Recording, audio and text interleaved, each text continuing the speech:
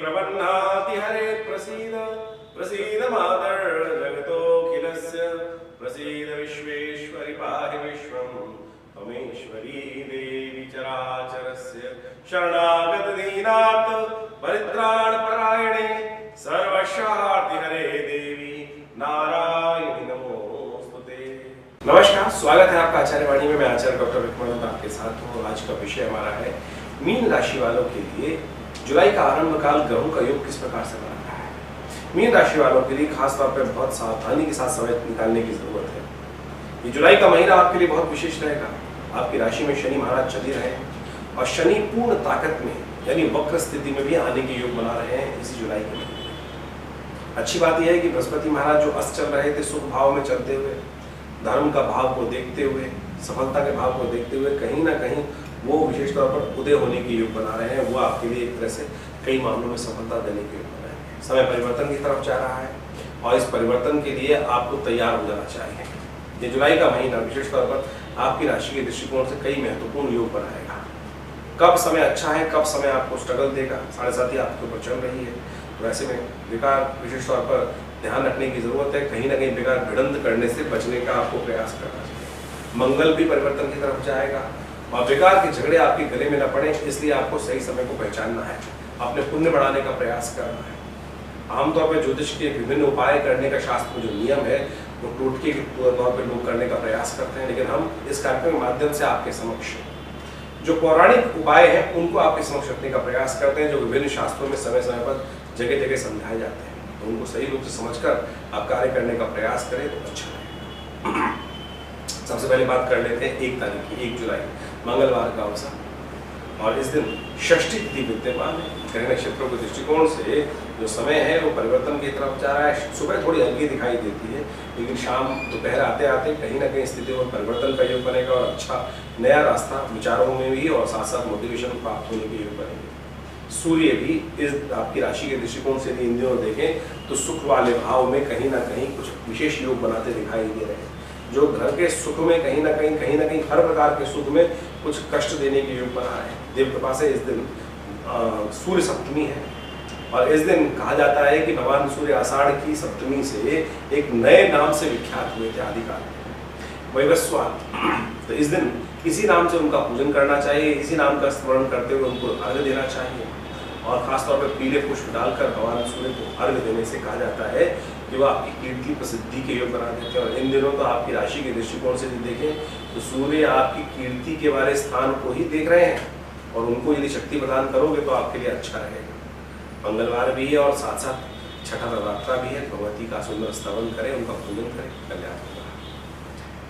2 तारीख की बात करें तो बुधवार का दिन सप्तमी तिथि विद्यमान है। भगवती कालरात्रि का स्तवन करने का अवसर है और इस दिन ग्रह नक्षत्रों के दृष्टिकोण से ग्रहों का परिवर्तन का योग जो बना है वो आपके लिए बड़ी अच्छी योग बना रहा है, उन्नति का योग बना रहा है। ये कहीं ना कहीं आपको रास्ता सही दिखाता दिखाई दे रहा है। उस रास्ते को समझकर यदि कोई नया कार्य आरंभ करने का अवसर मिल रहा है तो तुरंत तैयार हो जाइए। इस दिन एक विशेष मुहूर्त भी बन रहा है। करीब सुबह 11:06 से लेकर 11:58 तक का समय एक बहुत विशेष मुहूर्त बना रहा है, 50 मिनट का। तो उस समय में विशेष तौर पर भगवान गणेश का स्तवन कर जो नया कार्य आरंभ करोगे तो उसका लाभ आपको मिल सकता है, चीजें सफलता की तरफ जा सकती है। लेकिन ध्यान रखना 11:58 के बाद भद्रा आरंभ हो जाएगी और फिर उस दिन काल जो योग है, जो राहु काल है वो भी आरंभ हो जाएगा। तो ये केवल 11:06 से लेकर 11:58 तक का ही मुहूर्त काल है, जिसका उपयोग आप कुछ नई शक्ति के साथ नई चीज़ों को करने के लिए, आरंभ करने के लिए कर सकते हैं और उसमें ग्रह नक्षत्र सिद्धि के योग अवश्य दिखाते हैं। 3 तारीख का दिन बृहस्पतिवार का अवसर है। अष्टमी तिथि इस दिन विद्यमान और ग्रह नक्षत्रों के दृष्टिकोण से योगा योग आपकी राशि में जो बन रहे हैं वो आपके लिए दिखा रहे हैं कि आपके अंदर अच्छी शक्ति का संचार होगा। नए विचारों के साथ नए कदम बढ़ाते हुए, चीज़ों को समझते हुए, चीज़ों का पूर्वाभास रहते हुए बहुत सारी चीज़ों को कार्य करने का आप प्रयास कर सकते हैं। लेकिन शनि बिल्कुल आपकी राशि के सम्मुख चल रहे हैं, ध्यान रखना। तो ऐसे में शनि महाराज जब सम्मुख चलते हैं तो चीज़ों में थोड़ा सा अड़ियलपना और स्लोपना उत्पन्न कर देते हैं। तो विचार तो अच्छे हैं, शायद कार्य करने में कहीं ना कहीं शनि महाराज आपको पीछे खींचते दिखाई देंगे। तो ऐसे में भगवती की आराधना करें, महागौरी की आराधना करें। ये जो भगवती 8वां नवरात्र है, भगवती गौरी जो होती हैं उनकी आराधना करने से तो उसके अगले दिन जो योग बनता है वो सफलता का सिद्धात्री देवी का होता है। तो इस दिन पंचमकारों की आहुति जो भगवान को भगवती को अर्पित करते हैं, कहा जाता है कि अपने अहंकार, अपने क्रोध, अपनी जिद, अपनी वासनाओं को भगवती के जो चरणों में अर्पित कर देते हैं, सिद्धिदात्री देवी उनके समस्त मनोरथ सिद्ध होने के योग बना देती है। तो 4 तारीख का दिन ऐसा ही बनता दिखाई दे रहा है, जो भट्टरी नवमी का दिन है, नवमी तिथि विद्यमान है और गज के इसकी योग लेकर ये तिथि उदय हो रही है। यह आपके लिए सही चीज दिखाते देगी। बृहस्पति की दृष्टि पूरी तरह से आपके लिए ग्रह योग बन रहे हैं। नया कुछ कार्य, व्यवसाय, कुछ ना कुछ नया मनोविचार कार्य करने के लिए थोड़ा सा आपको अग्रसित करते दिखाई देंगे। तो ऐसे में ग्रहों का उपयोग आपको करने का प्रयास करना चाहिए। ये परिवर्तन का योग बनता दिखाई दे रहा है और कहीं ना कहीं चीज़ों में आगे बढ़ाने के योग आपको बना सकता है, लेकिन शनि को लगातार आपको मनाते रहना पड़ेगा। और शनि का दिन आ रहा है 5 तारीख शनिवार का दिन है, दशमी तिथि विद्यमान है। और ऐसे में ध्यान रख लीजिए 2 दिन बाद शनि महाराज फिर बहुत तेज गति से आगे बढ़ने के योग बनाएंगे, वक्री हो जाएंगे और आपके चीज़ों को आगे बढ़ने के बजाय धीरे धीरे पीछे की तरफ खींचने का प्रयास करेंगे। तो इस दिन विशेष तौर पर शनि का स्तोत्र का पाठ करें। हो सके तो हनुमान जी को चूड़ा चढ़ाने का प्रयास कीजिए, पीपल के पत्तों की माला हनुमान जी को अर्पित करने का प्रयास कीजिए, क्योंकि फिर शनि महाराज जो परिवर्तन की तरफ जाएंगे वो कहीं ना कहीं थोड़ा सा आपके जीवन में कष्ट देने के योग बना सकते हैं। 6 तारीख का दिन बहुत विशेष दिन होकर आ रहा है, रविवार का दिन है, एकादशी तिथि है। इस दिन सुख भाव में बैठे हुए बृहस्पति सूर्य के साथ उदय होने की तरफ जाएंगे और बृहस्पति जब उदय हो जाते हैं तो कहा जाता है कि आपको सफलता, कहीं ना कहीं धन, कहीं ना कहीं लाभ, कहीं ना कहीं सम्मान में और कार्य को कहीं ना कहीं सुख देने के योग बनाते हैं। और आपकी राशि के दृष्टिकोण से सुख भाव में ही बृहस्पति चल रहे हैं। जब कभी 1.5 महीने पहले बृहस्पति बदले थे तो नया सूतक पातक उन्होंने दिखाया तो था, लेकिन फिर अस्त हो गए सूर्य के कारण से। अब सूर्य के आगोश से बाहर आकर वो पूरे 1 साल तक उदय होकर आपकी राशि में अतिचारी होकर बड़ा सुंदर योग बनाने की स्थिति उत्पन्न कर रहे हैं। कभी भाग्य जगाएंगे, कभी सफलता देंगे, कभी सुख का पदार्पण करेंगे, कभी नया पद भी दे सकते हैं। तो ऐसे में योग बन रहा है। कई मामलों में आपके लिए, आपके सम्मान में इजाफा होने के लिए भी, पद भी प्राप्त करने के लिए तो बृहस्पति को पूर्ण ताकत देने का प्रयास करना चाहिए आपको। तो ऐसे में देव सो रहे हैं, इस दिन देव शयन होगा, लेकिन इसी दिन शाम को करीब 7:18 पर बृहस्पति उदय हो जाएंगे। ये आपके लिए एक तरह से अच्छा योग है। हो सके तो भगवान विष्णु का पूरे श्रद्धा के साथ पूजन करें, उनको तुलसी दल अर्पित करें, कमल के पुष्पों को शैया प्रदान करें। उनके आशीर्वाद से आपके कार्य तेज गति से आगे बढ़ने के योग अवश्य बनाएंगे। 7 तारीख का दिन सोमवार का अवसर है, द्वादशी तिथि विद्यमान है और ऐसे में भाग्य में कुछ न कुछ परिवर्तन करने का योग बन रहा है। थोड़ा सा उपाय की जरूरत जरूर है, लेकिन ध्यान रखिएगा कई बार हम बहुत भाग्य से रास्ता बनाने के चक्कर में थोड़े आलसी हो जाते हैं, मन थोड़ा आलस की तरफ प्रवृत्त हो जाता है। और जब आलस में आते हैं तो शातिर लोग बैठे हुए होते हैं, हमारे देखते देखते हमको बेवकूफ़ बना जाते हैं। ऐसा योग न बने, इसलिए सावधान होकर धर्म का पालन तो करें, लेकिन यदि कोई असुर है तो उसको संहार भी करने की शक्ति हमके अंदर होनी चाहिए। इस दिन थोड़ा सा सही मार्ग, धर्मयुक्त मार्ग कौन सा है उसको शठे शाठ्यम समाचरित शास्त्र में ये भी कहा गया, यही गुरु का वाक्य भी है। तो इस दिन हो सके तो श्रेष्ठ जनों का पूजन करें और उनको दूध का वितरण, सफेद चीज़ों का वितरण करेंगे तो धर्म से आपको लाभ प्राप्ति के योग बनते दिखाई देंगे। 8 तारीख का दिन मंगलवार का अवसर, त्रयोदशी तिथि विद्यमान है, भौम प्रदोष का योग बन रहा है। मंगल इन दिनों आपकी राशि के दृष्टिकोण से थोड़े से कमजोर स्थिति में चल रहे हैं और बहुत जल्दी परिवर्तन की तरफ जाने वाले हैं। तो ऐसे में भौम प्रदोष के दिन मंगल का जो प्रभाव है वो कहीं ना कहीं किसी ना किसी से थोड़ा क्लैश दिखाई दे रहे हैं आपके। तो मंगल को थोड़ा सा शांत करने की जरूरत रहेगी। केतु के साथ विराजमान होकर मंगल षष्ठ भाव में थोड़े से कहीं ना कहीं आपके परिवार के लोगों के साथ ही आपकी ईर्ष्या को उत्पन्न करते दिखाई दे रहे हैं। तो गुड़ का भोग लगाइए हनुमान जी के मंदिर में, जलेबी का भोग लगाइए, गुड़ से बनी हुई मिठाइयाँ हनुमान जी को अर्पित करने का प्रयास करें, वो आपके कष्टों को निवारण करने का योग बनाएंगे। 9 तारीख बुधवार का दिन है, चतुर्दशी तिथि विद्यमान है और ग्रह नक्षत्रों के दृष्टिकोण से यह आपकी मेहनत के अनुसार से सफलता देने के योग ग्रह बनते दिखाई दे रहे हैं। मेहनत से भागिएगा मत।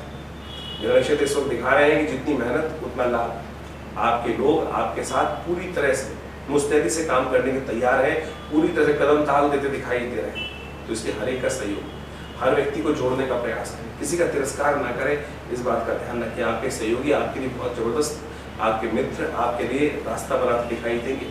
ऐसे में संत महात्माओं का आशीर्वाद दें। चतुर्मास आरंभ हो रहा है, संत महात्माओं को वंदना कर जहाँ जहाँ संत महात्मा विराजमान हो उनका आशीर्वाद लेकर काम करने का प्रयास कीजिए।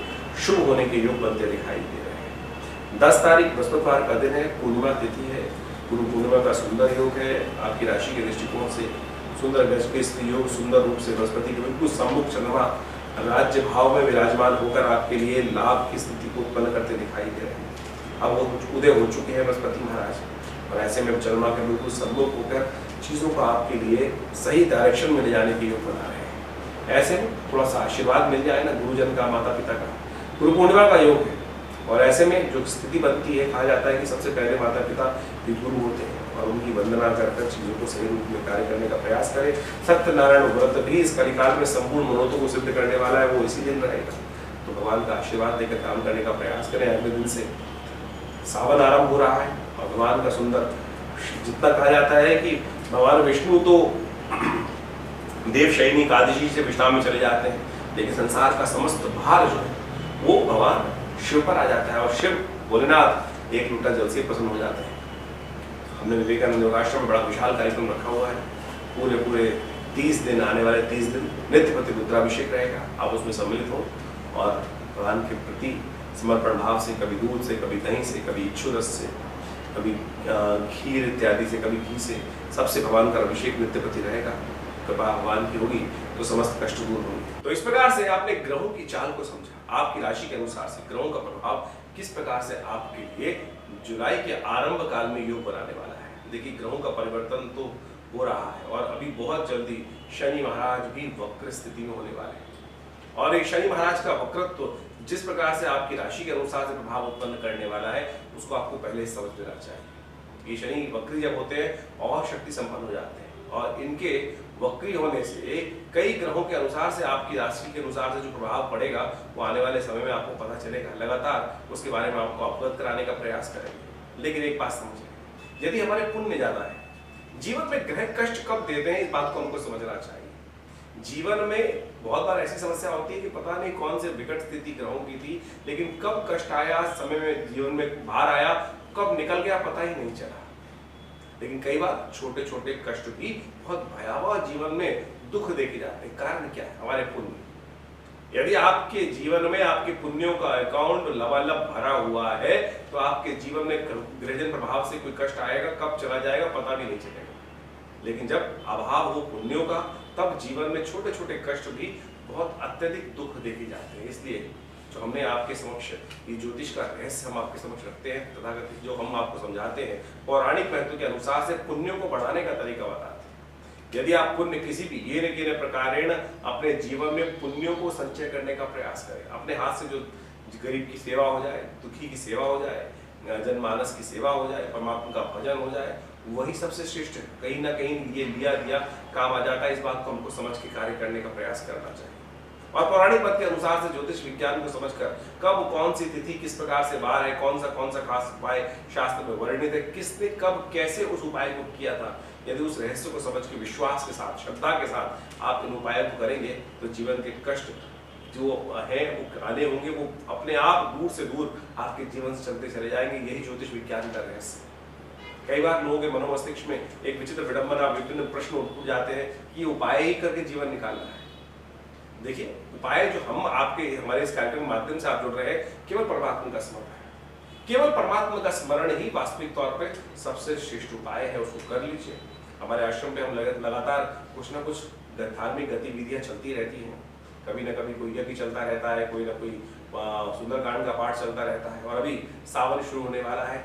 सावन के अंदर पूरे 30 महीने तक भगवान शंकर का नित्य प्रति रुद्राभिषेक चलेगा। और सामूहिक तौर पर बहुत सारे लोग आकर उस यज्ञ में, उस रुद्राभिषेक जलात्मक यज्ञ, अभिषेकात्मक यज्ञ में सम्मिलित होंगे। और नित्य प्रति पूरे के पूरे 30 दिन तक ये रुद्राभिषेक का कार्यक्रम आनंद भाव से चलेगा।